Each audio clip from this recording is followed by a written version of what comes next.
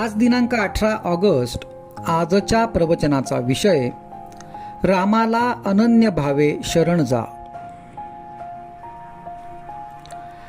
प्रपंचात देवाची आवश्यकता आहे हे सांगायला नको. प्रत्येकाने आपापल्या परिस्थितीचा अनुभव जर पाहिला तर त्याला खचित असे आढळून येईल की आपले हे सर्व वैभव केवळ रामाच्या कृपेचेच आहे. जो काही पैसा अडका मान मराबत मिळतो आहे तो सर्व भगवंताच्या कृपेमुळेच आहे हे प्रत्येक जण जाणून आहे. म्हणून जे जे कर्म आपल्या हातून घडत असते ते त्याच्याच सत्तेने होत असते याची खात्री बाळगून कोणत्याही बऱ्या वाईट कर्माचा अभिमान धरू नका किंवा खेदही करू नका. गर्व झालाच तर रामाची आठवण करा, तो तुमचा अभिमान नष्ट करील. नफ्याच्या वेळी अभिमान उत्पन्न होतो, तोट्याच्या वेळी दैव आठवते.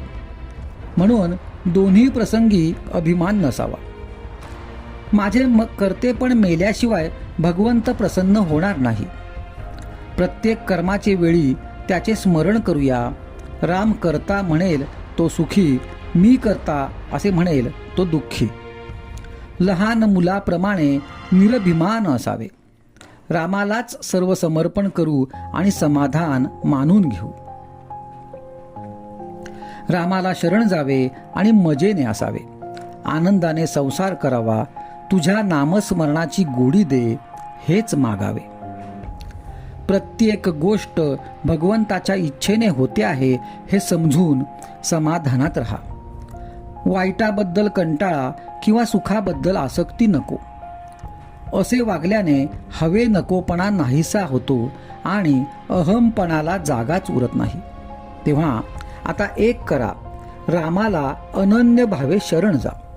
रामा, तू ठेवशील त्यात आनंद मानीन अशी त्याच्या चरणी मस्तक ठेवून प्रार्थना करा. तो तुम्हाला मदत करायला सदैव तयार आहे. आपण अभिमानामुळे मदतीकरिता हातच पुढे करीत नाही, त्याला तो काय करणार?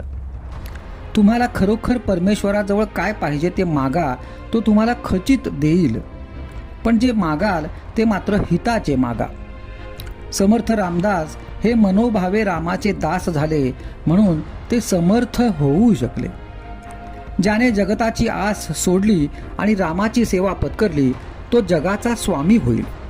म्हातारे असतील त्यांनी भगवत भजनात आपला वेळ घालवावा आणि तरुण असतील त्यांनी भगवत स्मरणात कर्तव्याला चुकू नये. हाच समाधानाचा मार्ग आहे. यातच सर्वस्व आहे. जो भगवंताच्या प्रेमात नेहमी निमग्न राहतो त्याला उपदेश करण्याची जरुरी नसते.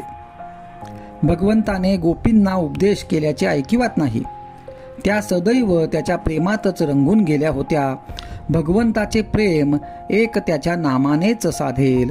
म्हणून नेहमी भगवंताच्या नामात राहून आनंदात आयुष्य घालवा. भगवंत कृपा करील हाच माझा आशीर्वाद. आजचा सुविचार.